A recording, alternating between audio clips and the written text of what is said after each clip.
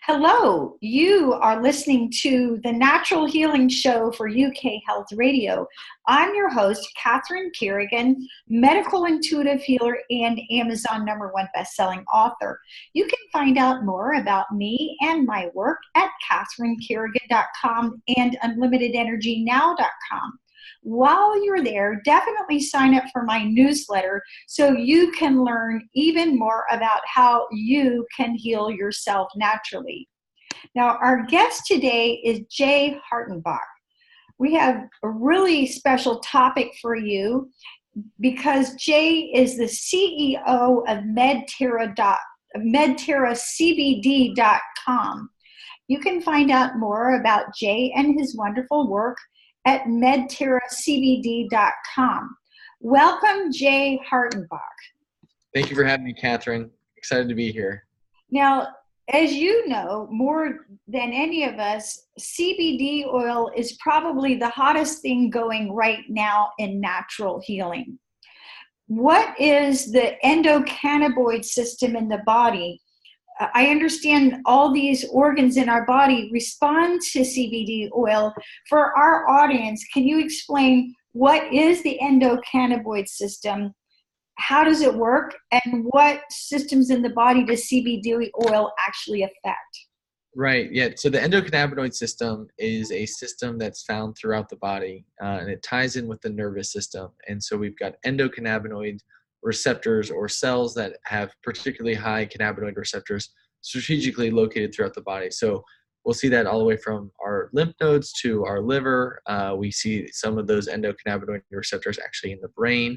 And so the endocannabinoid system is simply a system that reacts with cannabinoids that are both generated within the body, or I should say cannabinoid-like compounds, as well as phytocannabinoids, which are cannabinoids that we would consume, like CBD being one of them. And so this is a part of the nervous system, and it was relatively recently discovered in the 90s. And so as far as medical history goes, it is relatively new. And so there's still a lot of work to be done. But what we're seeing is this endocannabinoid system, and the ECS is kind of how we refer to it, has a tie-in to how the body is regulating, just like most of the nervous system that we have, and interacting and kind of setting hormonal cascades when those cannabinoids are present. Okay, so what you're saying is if somebody's taking CBD oil, it's not just affecting our brain and our nervous system, but our immune system, our detoxification system, our lymph system, and a lot more, right? So that the research is still preliminary, but that's what the research is suggesting, that the endocannabinoid system. And I think it's important to note that when we say endo, right, we're talking something endemic to the human body. So this is something that is pre-existing before people even started consuming CBD, and interacting with compounds similar in structure to CBD. So yes, it has a wide range of uses, or not uses, but interactions within the body. Okay, now, what exactly is CBD oil? If somebody in our audience is new to this, how would you explain to them what is CBD oil? The way that we explain CBD oil is really just describing CBD. And so CBD is a compound that we extract from industrial hemp. And within industrial hemp, there is a high concentration of CBD. There's other cannabinoids in addition to CBD. But when we're talking about CBD oil, we're talking about specifically a high concentration of CBD. Now, there's a couple different ways that you can make CBD oil, but it all really starts with that hemp extraction and taking the hemp plants after they've been cultivated and breaking them down and then starting to extract those specific cannabinoids like CBD. And so CBD oil is simply just an oil that's very rich in CBD, which came from a hemp plant. Now, another question that our audience may have is CBD oil legal? Is it legal in the United States? Is it legal in the UK? Is it legal around the world? Because we're going to have audience, people listening from everywhere. Yeah, absolutely. No, that's a great question. So it became legal in the United States in 2014. So it's still relatively new here. But yes, it is legal in the United States. As far as abroad, I can say that it also is legal. So the UK and the EU are still figuring out how to treat CBD and whether or not it's a novel food. MedTerra has actually opened a European headquarters. So we are servicing Europe, and we actually are actively selling it in the UK specifically. But the European Union has been relatively receptive to it. The UK has been relatively receptive to it. And now we're even expanding into Japan and looking at Southeast Asia. So yes, the rest of the world seems to be getting on board very quickly with CBD. And your office in the UK, where exactly is Medterra CBD in the UK? Not in the UK. We're actually in the Netherlands, in Amsterdam, in the EU. But we service the UK from our European office there. Okay. Now, how is CBD actually different than marijuana? Yeah, that's a great question. So while the compounds are structurally similar, right? So THC is also a cannabinoid. The effects on the body seem to be markedly different. So where THC is known for its primary psychoactive effect on the body, right? So the high feeling that I think people associate with marijuana, there's really not a psychoactive effect with CBD. They both have shown strong anti-inflammatory properties, but what we're seeing, or what is kind of the common description or kind of differentiator between the two, is CBD seems to be more use-based or maybe more medically inclined, whereas THC obviously has that recreational aspect to it. Okay. And now another question that our audience would have, I know you can go almost anywhere these days and people are putting CBD into all kinds of things. I saw an article where people are putting CBD oil into cookies and into skincare products, into clothing. So one of the questions that our audience will have, given that it's spreading everywhere and you can get it in virtually any health food store, how can people tell about the quality of the CBD oil that they're purchasing? Yeah, that's one thing that I think has really been spotlighted or highlighted with this industry, because it's grown so quickly. There's been so many new entrants into the space. And so, one of the things that we recommend for our US-based customers, and this also applies for customers abroad as well, but, really identifying where the CBD is coming from. So there are, unfortunately, producers of synthetic CBD. There are people that are producing or claiming to be producing CBD products that don't really have CBD in them. And so any legitimate company in the United States, whether that be Medterra or some of the other competitors that we have that are doing it the right way, should be able to tell you very easily not only where that hemp was grown. So for example, our hemp is grown in Kentucky. We can show the fields of the hemp that are planted for Medterra, but also what we call a certificate of analysis, or a COA. And so any legitimate company is testing their products and testing specifically the end consumer products to make sure that the CBD is present, but also that there aren't any harmful compounds in there. And so when someone's looking at trying to purchase a CBD product, whether it's a cookie or a cream, I have heard of a couple apparel CBD products, but specifically the consumable ones, any legitimate company will be able to provide you that certificate of analysis and explain where the CBD is from. And that's a great place to start. And will the consumer see something on the label? So if I'm buying cookies with CBD oil in it, what do I look for? Or if I'm buying a bottle of CBD oil, what should I look for on the label? Yeah, absolutely. And so what we're seeing in the industry in Medterra is a part of that. What we've created is the U.S. Hemp Roundtable, and we've actually created an independent kind of third-party auditing certification program called the U.S. Hemp Authority Seal. And so companies now that are willing to be audited and kind of bring in the auditors to show how they're manufacturing the products, as well as testing for potency and those harmful chemicals to make sure that they're not in there, then you'll actually see a U.S. Hemp Authority Seal, which is this orange H. These are for U.S.-based products, but you'll see a lot of these products actually being sold abroad. And so products that have that orange H on them have gone through a relatively rigorous program in making sure that they're certified and doing it right. And that's an easy way to check on the label. Now, I know a lot of our audience is very much into organic food and clean eating. And one of the things that we know, for example, is that in the U.S., soy, for example, is not even treated like a food crop. So it can be, massively sprayed with all kinds of chemicals. And wheat, before it's harvested, is basically sprayed with glyphosate, which is a horrible neurotoxin and, causes cancer, and the main ingredient in Roundup.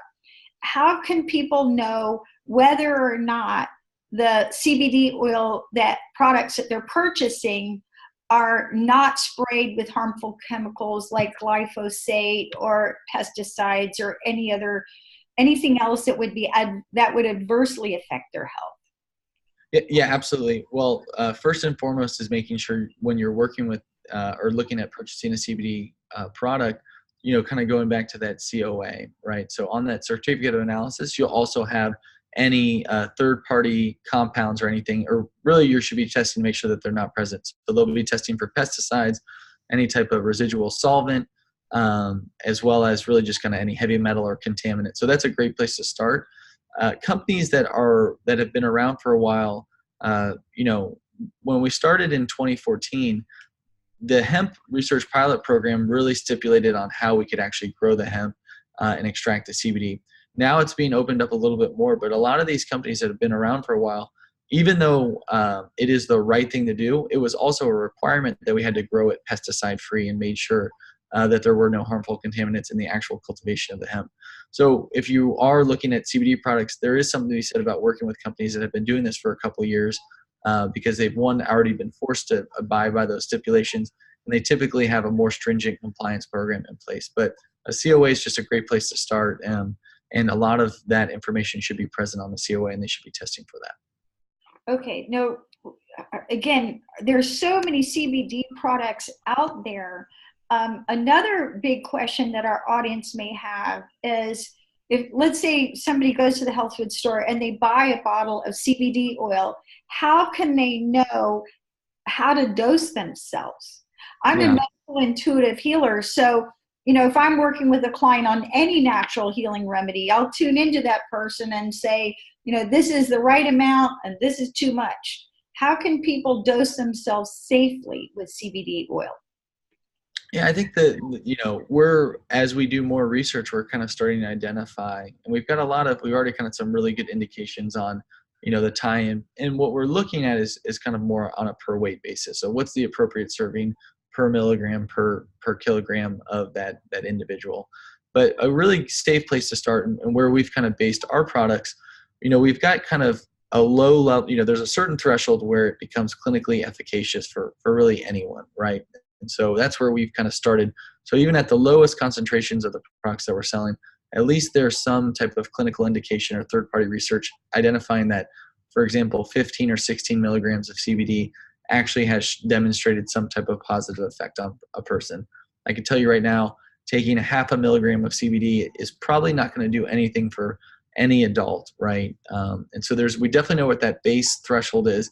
And so what we recommend to our consumers, especially for someone that's new to CBD or just even thinking about trying it, is there's no harm in starting low and working your way up, right? And so, what we're trying to find, and we're certainly not, we are interested in selling CBD, but, we want people to do it in the right way, is it's best and most economically advisable, start low and work your way up until you're getting that desired effect, right?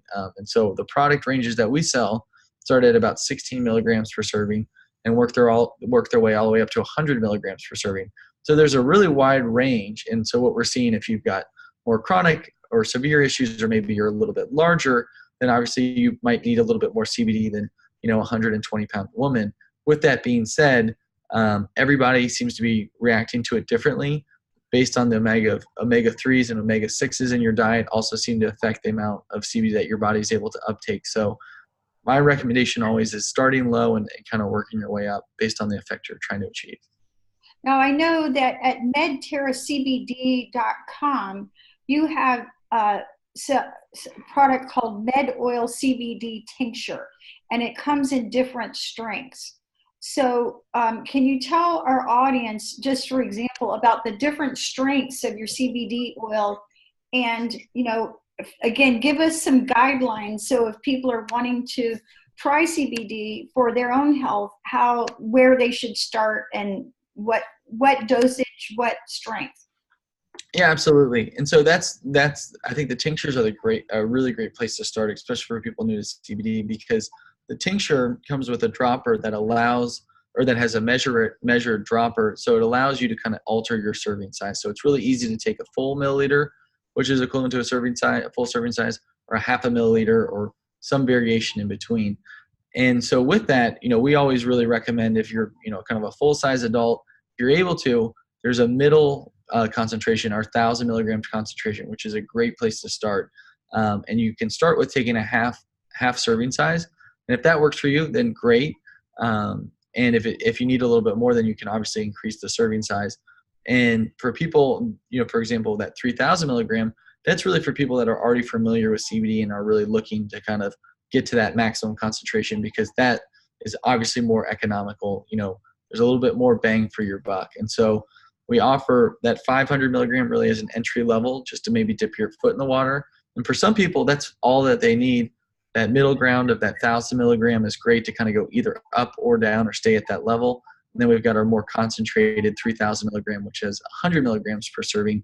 That's really for the more serious or kind of chronic concerns that people are addressing and already really know where they need to be as far as their dosing goes. Now, I love that you used a full-size adult, because I'm 60 years old, I'm 5'4", and I am a full-size adult, and I'm not a very big person. And yet there are other people who are full-size adults who are 200 pounds, 250 pounds. So again, and you mentioned that the proper dose also goes by body weight. So is there a formula that our audience can follow so that they can, gauge the right amount based on their size? Yeah, unfortunately, we don't have an exact formula, and so that's where the tincture really helps. So being able to kind of start really low and increase, because just even by size, like we were talking about, depending on the condition or the issue that you perhaps are looking to address, you could have what we've had instances where, a smaller full-size adult is taking, twice as much as a 250-pound man based on what they're trying to address. And so that's where we like that flexibility of the tincture and in its ability to kind of change up or down based on how it's affecting your body. Now, again, going back to the body's endocannabinoid system, and I'm sure you can pronounce that much better. It's going to be affecting our brain, our lungs, our vascular system, our liver, our colon, our immune system, our spleen, our pancreas, our reproductive system, our muscles, and our bones. Are there any adverse side effects of CBD oil? Yeah, I think so from an acute level, I've read some studies, if you take an excessive amount of CBD, people associate perhaps dry mouth, some actual headaches. So there's definitely, some adverse acute side effects. I think the long-term side effects, that's what we're studying right now, right? And I think we definitely need more research. We're doing clinical studies on our end with Medterra. I'm a big believer in CBD and the power of CBD, but I also am a realist, and I understand that there is a threshold for any compound, right? You can take too much vitamin C. And so what we're trying to discover is, what that limit is and what are those side effects. And, taking too much CBD acutely and getting a headache, for example, if that's you, that is a concern, and people should worry about that. But we really are interested in the long-term side effects as well. And, right now what we're seeing is that generally it seems that CBD is relatively benign, and there doesn't seem to be any significant concerns, but I think there's a lot more data that needs to be had. And that's where I think starting low and being responsible goes a long way. Now, as a long-term medical intuitive healer with 26 years full-time experience in natural healing, here in the US, I can get access to almost any natural healing supplement there is. And one of the things that I use kinesiology to determine, is this product good for this individual? And if so, how much? And how is any natural healing supplement affecting a person's body? And what I find is that the Medterra CBD products are very balanced. So what is different about Medterra CBD, given that there's so many companies selling CBD, producing CBD, and coming up with multiple uses for CBD? What's different about your company?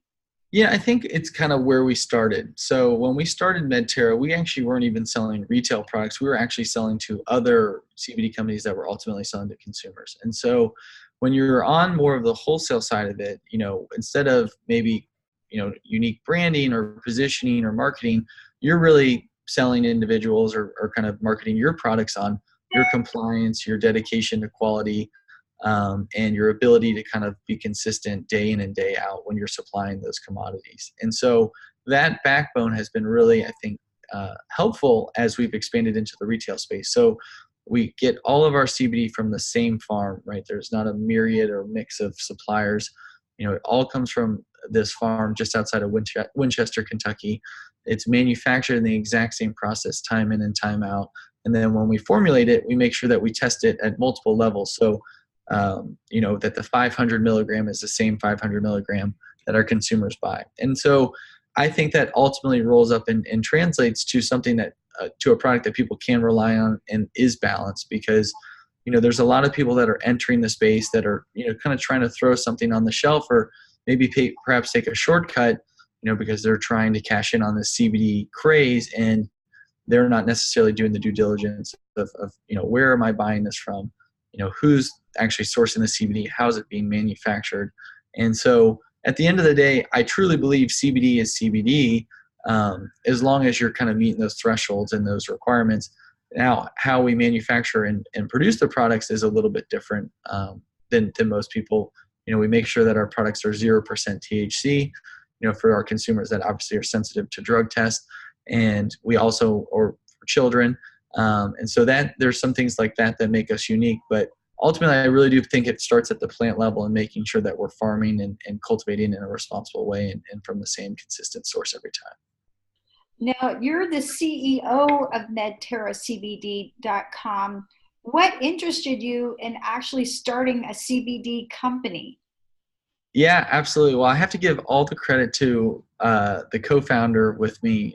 His name is JP Larson. JP had been in the hemp space for a significant amount of time and was really working on the agricultural side. So when it became legal to grow hemp in 2014, he was looking at domestic farmers that were growing hemp, but also looking internationally. And so he had a lot of experience on that agricultural side of hemp, and had reached out to me. He had found a really good farm and our current partner to date that we still work with, who was really kind of taking a much more commercial, kind of disciplined approach to growing hemp, as opposed to a lot of the companies at the time, very early on in the industry in the United States, where they may have been growing at a much smaller scale or not necessarily doing things in a compliant or consistent manner. So this partner had raised a fair amount of money and was starting to really scale up their operations. And so we were able to partner with them. And he had reached out to me to kind of help with the marketing and branding side of it, of the wholesale business. And that was something that I had a little bit of experience with, and certainly was interested in doing it, as opposed to working my more corporate job. And thus Medterra was born with his experience and my interest in marketing and helping him brand it. Now, in Europe and the UK, are there other farmers in Europe and the UK who are growing hemp and raising hemp for creating CBD products? Yes, yeah, there are. So I believe there's a fair amount of farmers. I think actually in Switzerland, I've heard of some in Italy, heard of some in Spain. We don't rely on those farmers to produce and sell our products in Europe, but there are, we're seeing hemp farmers pop up all over the world. And I think part of that's really tied to the fact that hemp is a relatively resilient crop, is drought resistant, doesn't necessarily need a lot of water, and is very tolerable to climates. And so you're seeing people grow it in Louisiana all the way up to Maine, and we're seeing that also kind of applied internationally as well. So that's really exciting for us to see. Now, is there any difference between hemp that's grown in Europe versus hemp that's grown in the United States? I think absolutely. I think there's definitely differences in genetics. The genetics that we use on our farm are proprietary and unique to us. With that being said, to my earlier comment, ultimately, if you're ending up with naturally derived, hemp-derived CBD, I truly do believe you are extracting and creating that same compound. That's with the big disclaimer, if you are doing it in that same level of standard and care. But there's plenty of European providers that are also doing a fantastic job with their hemp and their CBD, and producing products that are ultimately helping consumers. what is your day-to-day focus at Medterra?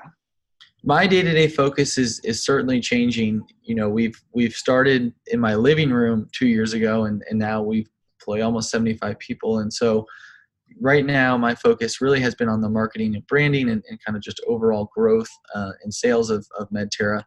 Now we've really brought on some key executive hires, and my focus now is shifting to both international expansion, so expanding our European presence, building out our Latin American office in Mexico City.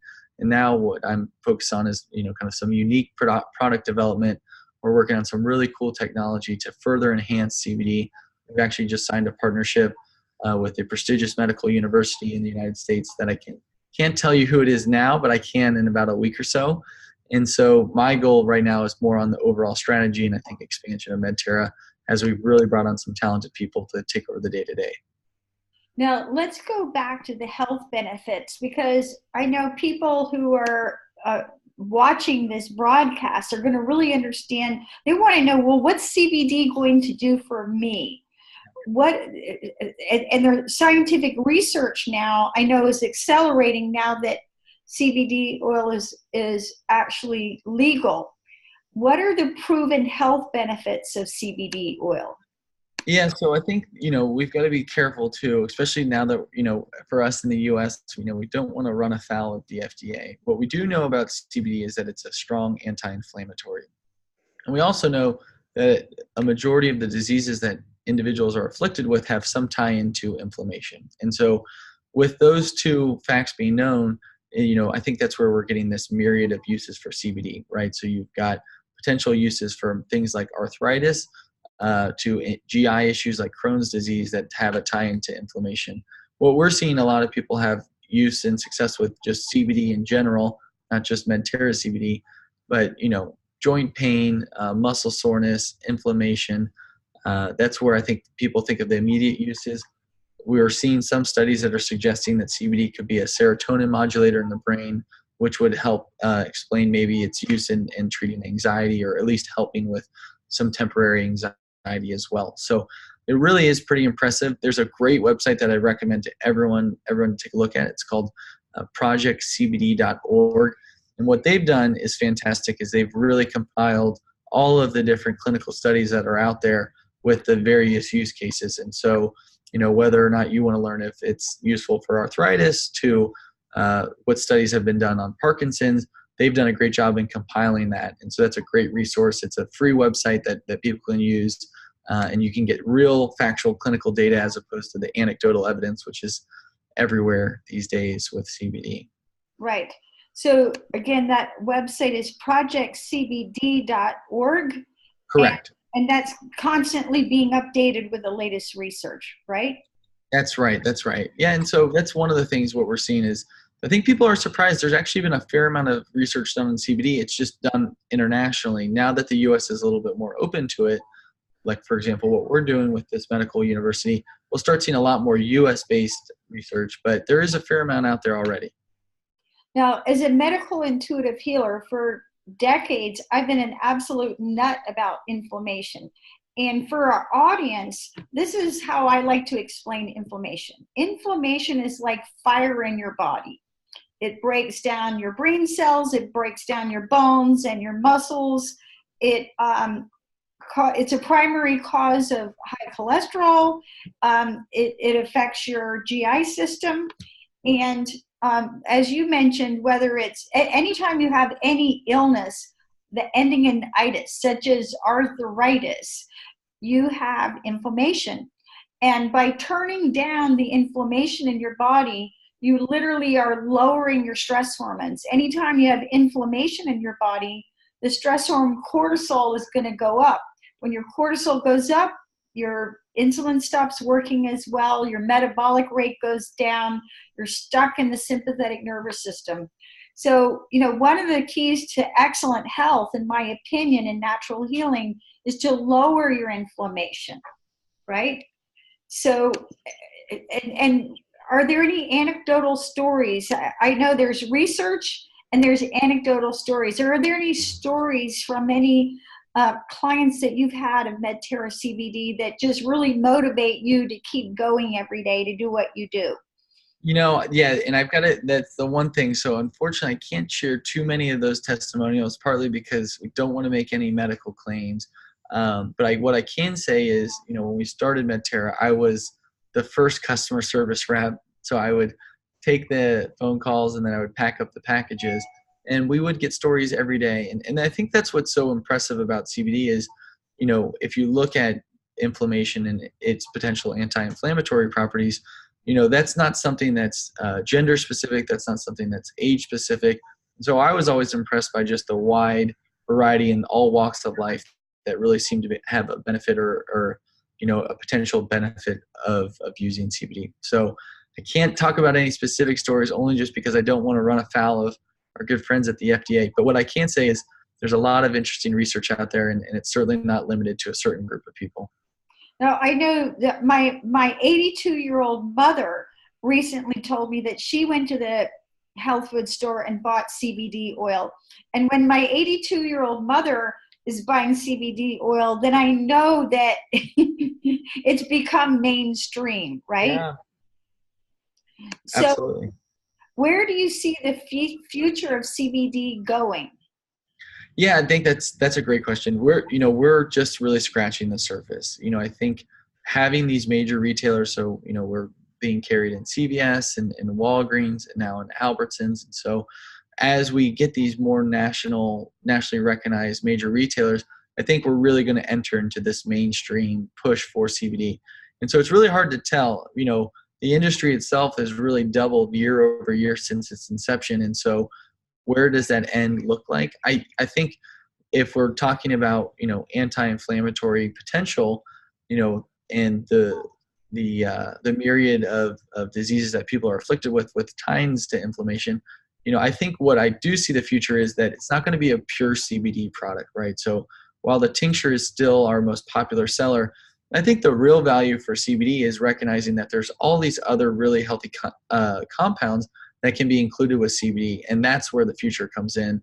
Our topical cream is so effective because it's able to combine arnica and tea tree oil with the CBD, and so I see the future of CBD being included in topical creams, potentially maybe in some cookies as well, but overall, just kind of an overall health and wellness supplement that I think isn't just limited to pure CBD. So that's where I think the future is going. Now, again, if people are interested in trying CBD, if somebody's totally new to CBD oil and never done it before, how would you advise them to start? Yeah, for someone, the first thing I would do, just to your earlier point, and making sure you're working with a legitimate CBD company, is reaching out to their customer service, just asking some questions about the company. Where are you sourcing your CBD from? Where is your hemp grown? Would it be possible for me to get a certificate of analysis? If you're feeling comfortable and so far they've answered those questions. And from there, being confident that you're actually getting CBD, because I think the real risk right now is these companies that aren't really selling CBD products or maybe mislabeling them, are ultimately setting up these consumers to fail, because when they try it and the product doesn't necessarily work for them, they're not writing off just the company, they're kind of writing off the industry. So do yourself a favor and make sure that you're getting legitimate CBD. And then from there, I really recommend the tincture as an example of a great place to start, because it is pure CBD. And so you can see if CBD itself is helping you. And then you also have that ability to increase and decrease its serving size to really find that optimal dose for you. Now, going back to the example of my 82-year-old mother, she said, I went to this health food store, I bought some CBD oil, and it didn't work. And I said, well, Mom, if you want really good CBD oil, just ask me. I'll get you the best, which would be Medterra CBD. But again, it goes back to, are you getting, actual CBD oil, right? And is it the right dosage for you? So do you work with any other cannabinoids? Yes, that's a great question. We're just starting to scratch the surface on it.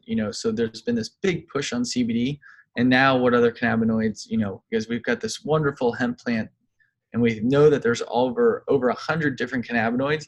So THC and CBD, those are the two popular. That's 2% of, at least at the most 2% of what is out there.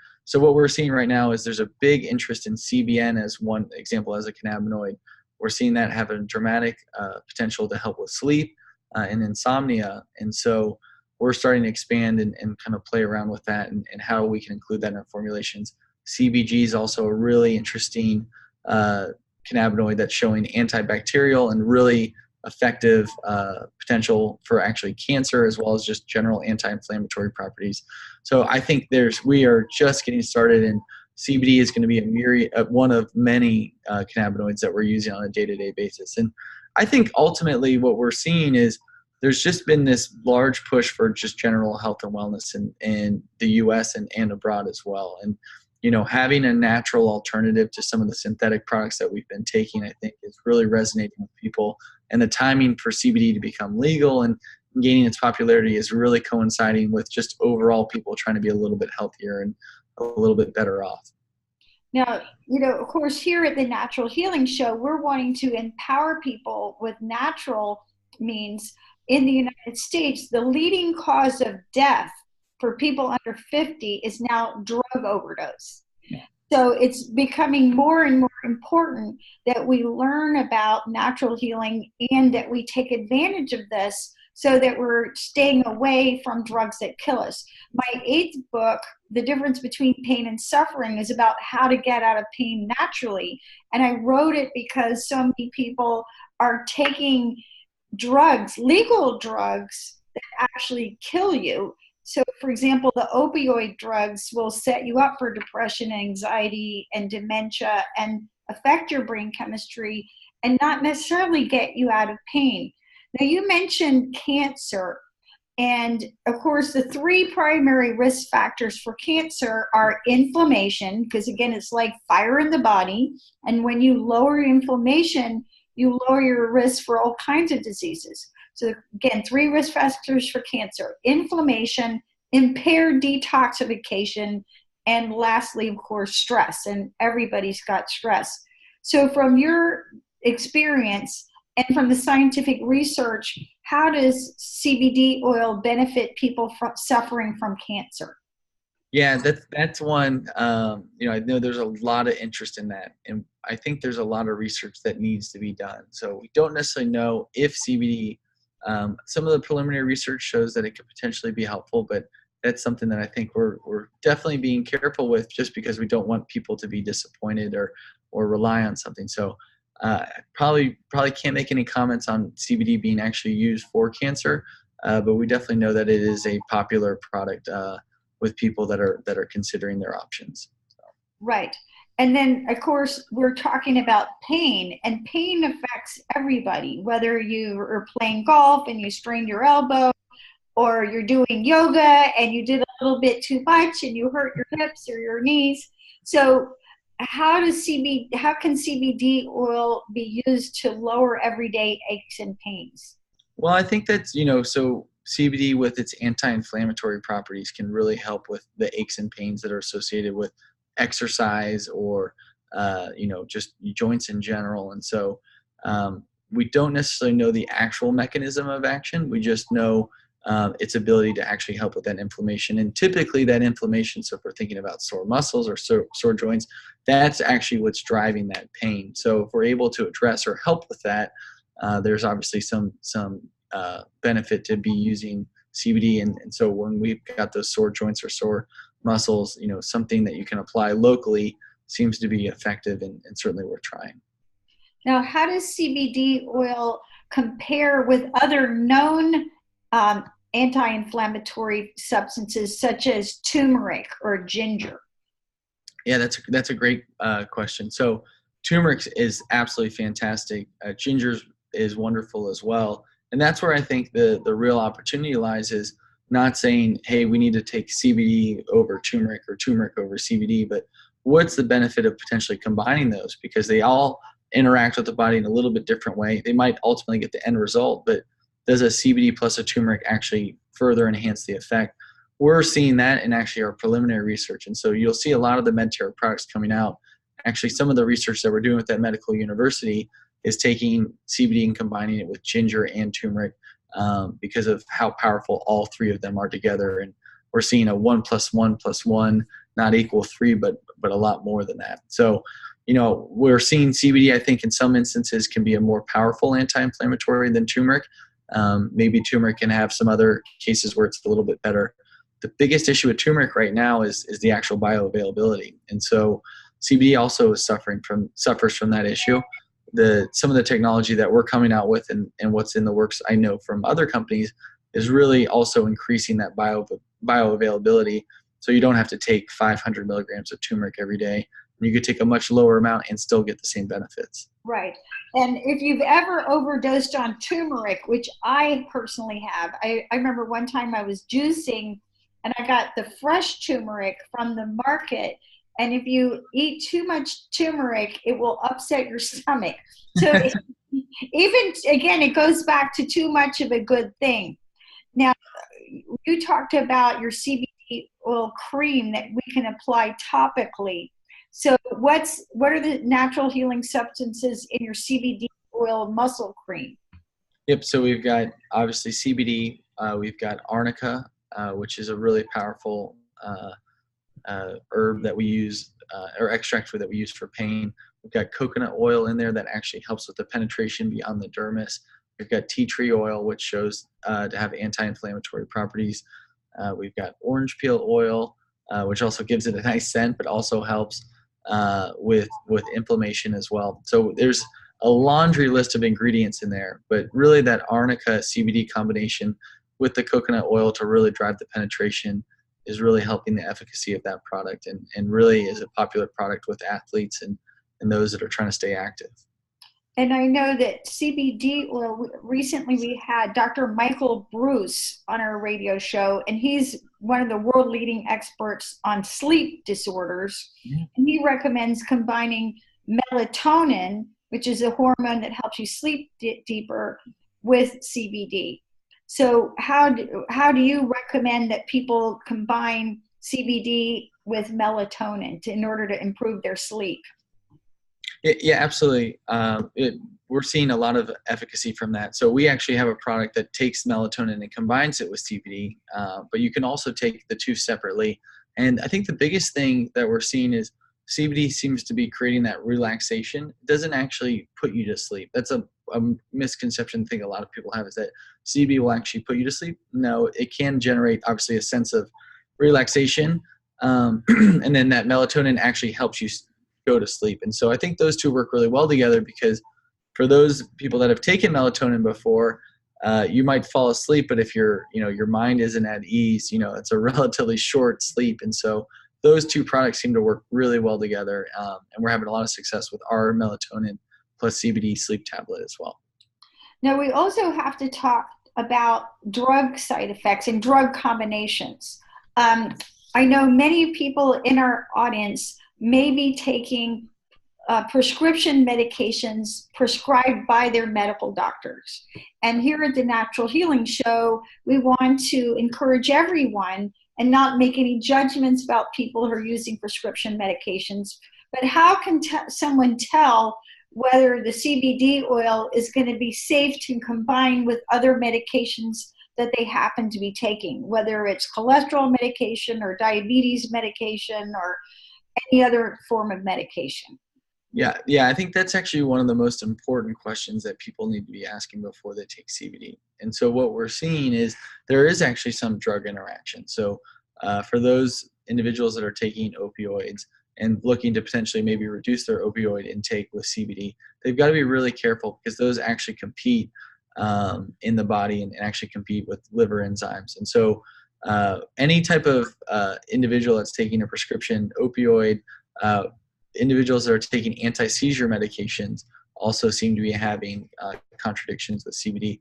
That's a conversation that they 100% need to be having with their doctors, because you've got to be really careful with it. We actually had a lady, I can talk about this, who called in and was wondering why she was getting cold sweats and shakes from taking the CBD products. And we'd said, we're not really familiar with that symptom, but, please, consult your physician. And if there's anything else we can do, please let us know. We'd love to hear more about it, because that was such a unique side effect. And what we had found was she was trying to take CBD and had gone cold turkey on the opioids that she was taking, and she was having withdrawal symptoms, which is really, really dangerous and something that no one should be doing. And so, yeah, I think anyone that's taking prescription medication should be having an honest conversation with their physicians.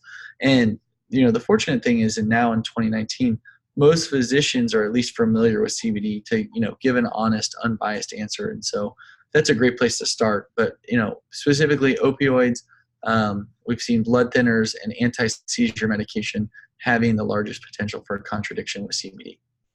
And for our audience, there's two websites that I encourage you to look up. rxlist.com.